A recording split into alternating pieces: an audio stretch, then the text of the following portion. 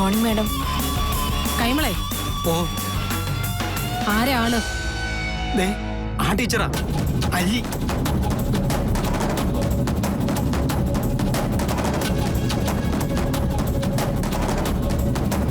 കൈമളെ, ഓ എന്താ സംഭവിച്ചത്? കൊച്ചമ്മേ, ഇന്ന് ശമ്പളം കൊടുക്കേണ്ട ദിവസമായിരുന്നല്ലോ. അതിന് ബാങ്കിൽ നിന്ന് പണം എടുത്തുകൊണ്ട് വരാൻ ഞാൻ അല്ലി ടീച്ചറിന്റെ കയ്യില് ചെക്ക് കൊടുത്ത് പറഞ്ഞു വിട്ടു. അതെന്തിന് താൻ മറ്റൊരാളെ പറഞ്ഞു വിട്ടത്?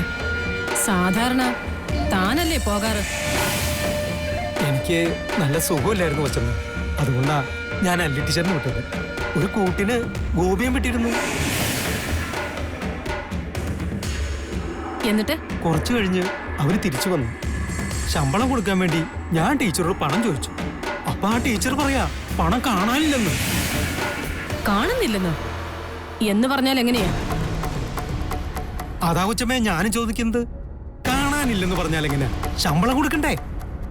നമ്മുടെ അക്കൗണ്ടിൽ നിന്ന് പണം പിൻവലിച്ചു എന്നുള്ളത് ഉറപ്പാണല്ലോ അല്ലേ? 4 ലക്ഷം രൂപ പിൻവലിച്ചെന്ന് എനിക്ക് ബാങ്കിൽ നിന്ന് മെസ്സേജ് വന്നു. അതായത് ബാങ്കിൽ നിന്നും പണം പിൻവലിച്ചു. ഇവിടെ എത്തിയതുമില്ല അല്ലേ? അതെ കൊച്ചമ്മേ.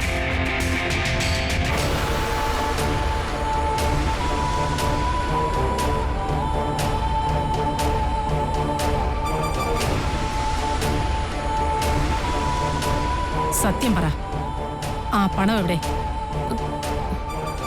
സ്കൂളിന്റെ അക്കൗണ്ടിൽ നിന്ന് നീ എടുത്ത 4 ലക്ഷം രൂപ എവിടെയെന്ന്? പണവും കൊണ്ട് ഞങ്ങൾ വരുന്ന വഴി ആരും അത് മോഷ്ടിച്ചു. പണം എവിടെയായിരുന്നു നിങ്ങൾ സൂക്ഷിച്ചിരുന്നത്? എന്റെ കയ്യിലുണ്ടായിരുന്ന ബാഗിൽ. നിന്റെ കയ്യിലിരുന്ന ബാഗിൽ നിന്ന് ആരോ പണം മോഷ്ടിച്ചു. അത് നീ അറിഞ്ഞില്ല? എന്റെ ടീച്ചറെ, ഈ നുണയൊക്കെ ആര് വിശ്വസിക്കാനാ? കയ്യിലിരുന്ന ബാഗിൽ നിന്ന് ആരോ പണം മോഷ്ടിച്ചു പോലും, എന്നിട്ട് അത് അറിഞ്ഞില്ലത്രേ. എന്റെ ടീച്ചറെ, ആ പണം വല്ല അത്യാവശ്യത്തിന് എടുത്ത് മറിച്ചതാണെങ്കിൽ അതങ്ങ് പറഞ്ഞേക്ക്. നീക്കുപോക്കുള്ള കാര്യല്ലേ? ഞാൻ പറഞ്ഞത് സത്യം.